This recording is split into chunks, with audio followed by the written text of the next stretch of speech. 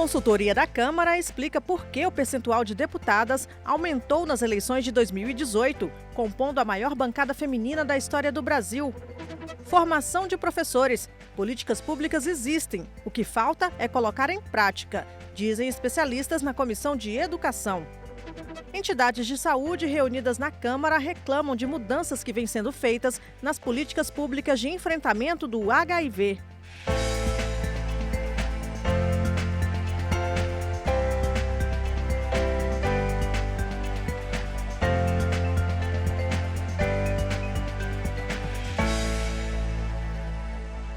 O número de deputadas federais eleitas em 2018 foi o maior da história na Câmara, mesmo que a bancada feminina ainda tenha permanecido pequena em relação ao percentual de mulheres na população. Uma pesquisa feita pela Consultoria Legislativa estudou as principais causas desse aumento. Das mais de 147 milhões de pessoas com direito a votar em 2018, uma parcela de 52,5% eram mulheres. Mas a superioridade numérica sempre ficou longe de corresponder ao percentual de brasileiras eleitas para os diversos cargos políticos, em particular para a Câmara dos Deputados.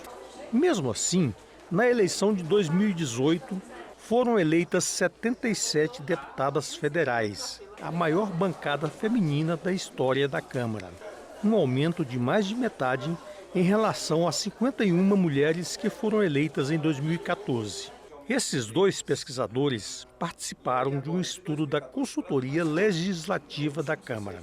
Eles explicam a importância da decisão da Justiça Eleitoral de que 30% dos recursos de campanha fossem destinados a candidaturas femininas. Em 2014, as mulheres conseguiram captar R$10 a cada R$100 disponíveis. Em 2018, as mulheres passaram a captar R$22 em cada R$100 disponíveis. Então isso foi um aumento considerável, né? Essa divisão garantiu às candidatas mulheres mais recursos para as campanhas de rua, propaganda impressa e eletrônica. Mas isso ainda não está consolidado na lei. É apenas uma decisão judicial que pode ser provisória. Essas decisões elas não garantem que para as próximas eleições municipais em 2020 ou para as eleições de 2022 isso seja cumprido, porque é preciso regulamentar, dizer como aplicar, dizer as regras claramente de como se vai dar essa distribuição dos recursos para as candidaturas de mulheres. A deputada Áurea Carolina pede maior controle para evitar fraudes na divisão desses recursos. A gente percebe que os partidos nem sempre cumprem essa determinação e criam maneiras de burlar isso. É só observar também várias denúncias de fraude nas eleições de partidos que criaram candidaturas laranja de mulheres para preencher as cotas, mas que depois retiraram os recursos dessas mulheres.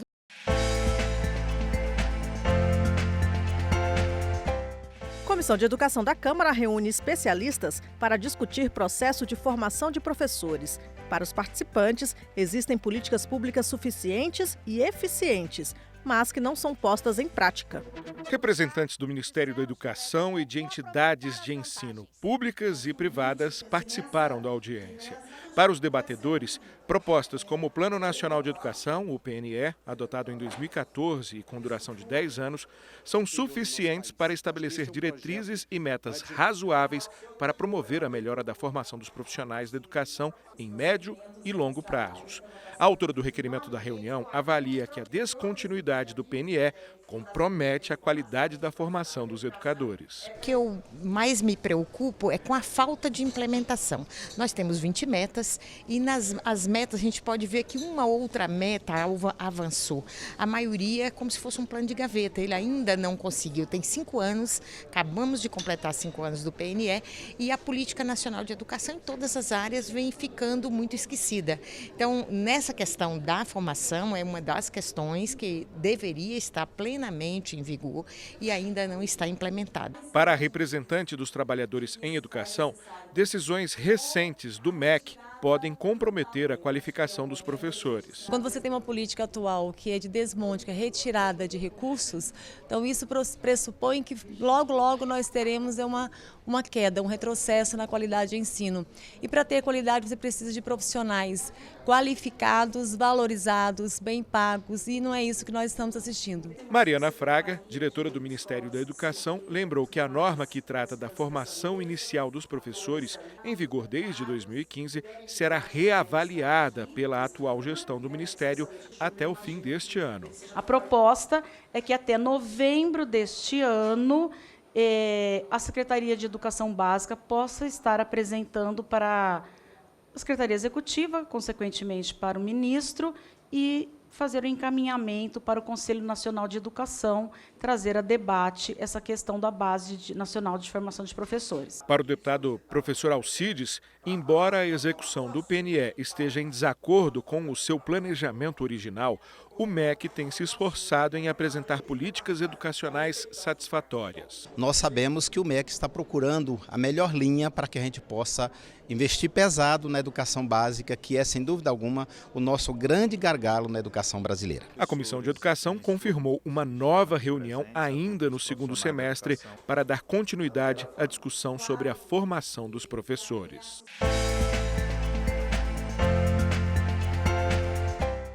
O pagamento por serviços ambientais foi objeto de uma audiência pública conjunta realizada por duas comissões da Câmara dos Deputados.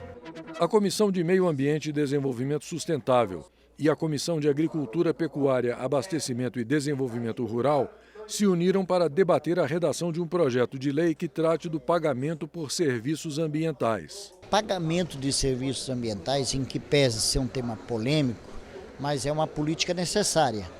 E o Brasil se ressente da ausência de uma legislação federal que regulamente o pagamento de serviços ambientais.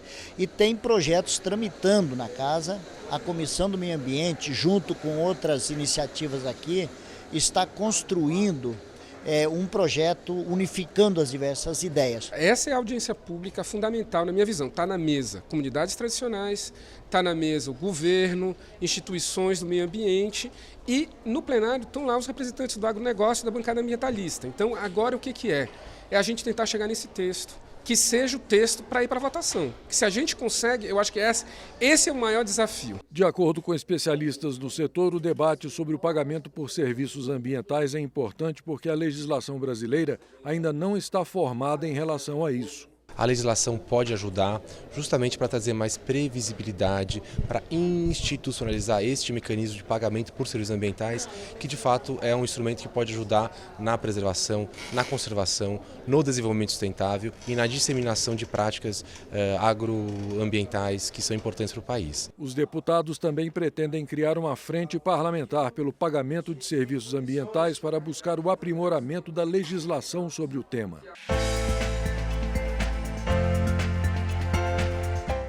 Deputados da Comissão de Direitos Humanos estão preocupados com a situação do povo quilombola da cidade de Alcântara, no Maranhão. Eles habitam a mesma região onde está localizada uma base da Força Aérea Brasileira. O temor é de que um acordo fechado com os norte-americanos para um intercâmbio de tecnologias no Centro Aeroespacial provoque a expulsão desses povos tradicionais. A Base Espacial Brasileira de Alcântara, no Maranhão, tem um potencial mundialmente reconhecido.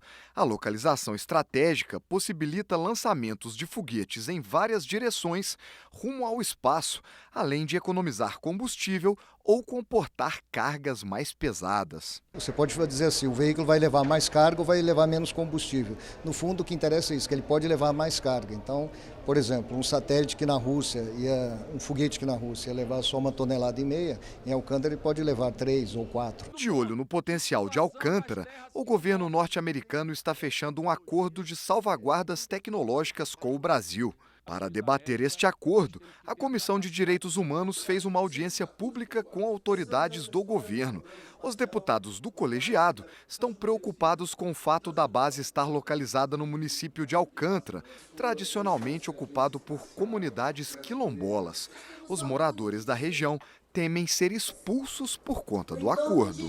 O que nós tememos é que mais famílias, mais pessoas vão ser desalojadas, vão sair de seus territórios para ir para agrovilas, como foi o caso que aconteceu na década de 80. Então esse é o nosso maior medo. Então é isso que a gente está aqui discutindo, que para além da soberania nacional, o que importa para nós são vidas humanas, pessoas que ali já estavam naquele território, que nasceram e que se criaram, que circularmente estão ali. Os deputados da comissão não sabem ainda exatamente como será o acordo com os norte-americanos, mas querem que o governo olhe pelas comunidades tradicionais da região. Os governos até aqui não têm conseguido resolver um ponto fundamental em quase 40 anos relativos ao Alcântara, que é a titulação das áreas quilombolas. Então esse debate não é de agora, é um debate que vem há um tempo e nós esperamos que finalmente, dada essa possibilidade de aprovação do acordo de salvaguardas tecnológicas, nós aproveitemos esse momento, esse espaço, esse momento conjuntural para resolver esse imenso passivo de Alcântara. Que a gente possa garantir a efetividade da Constituição Federal, que dá direito às comunidades quilombolas a sua titulação, né, a garantia também de que nenhuma comunidade seja expulsa e assim a gente possa avançar na direção de fortalecer o empreendimento, mas ao mesmo tempo trazer benefícios ao nosso povo.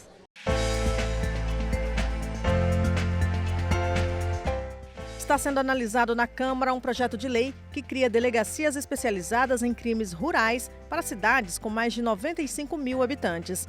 Mais de 300 municípios deverão ser atendidos. A Comissão de Agricultura, Pecuária, Abastecimento e Desenvolvimento Rural aprovou o projeto de lei que torna obrigatória a criação de delegacias especializadas em crimes rurais.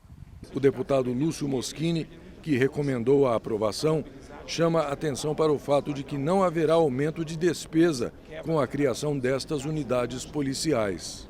Nós temos o meio rural afastado do centro das cidades e lá realmente acontece violência.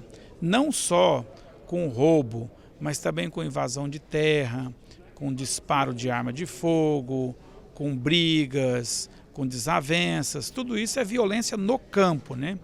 E essas delegacias especializadas, ela tem um foco, ela tem um nicho. E qual é esse foco? A violência rural. Assim como tem a delegacia de combate aos entorpecentes, a delegacia da mulher, nós entendemos que tem que ter uma área da Polícia Judiciária especializada no combate ao crime rural também. Esse recurso ele já está inserido na Secretaria de Segurança Pública do Estado. Ele é uma atividade da Polícia Judiciária. Nós não estamos aumentando despesa. A iniciativa do Parlamento conta com o apoio da Confederação Nacional da Agricultura. A CNA já se ocupa da criminalidade no campo há 3 anos. Segundo a instituição, apenas nos estados de Minas Gerais, Goiás e Mato Grosso já foram registrados 71 mil roubos e furtos entre 2017 e 2018.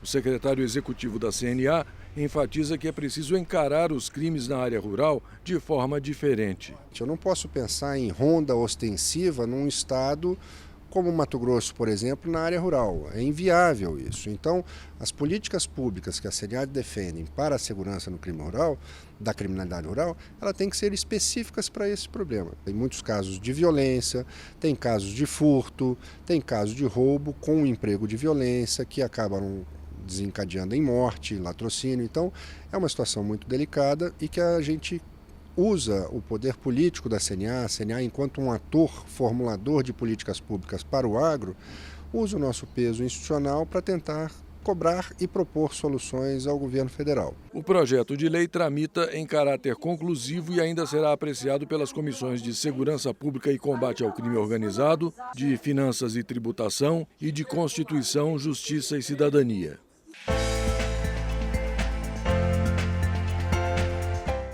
As recentes mudanças na política de enfrentamento do HIV/AIDS estão sendo alvo de críticas por parte de diversos segmentos ligados ao setor.